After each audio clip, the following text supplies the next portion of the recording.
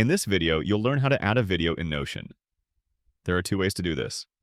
The first way is by uploading a video directly from your computer.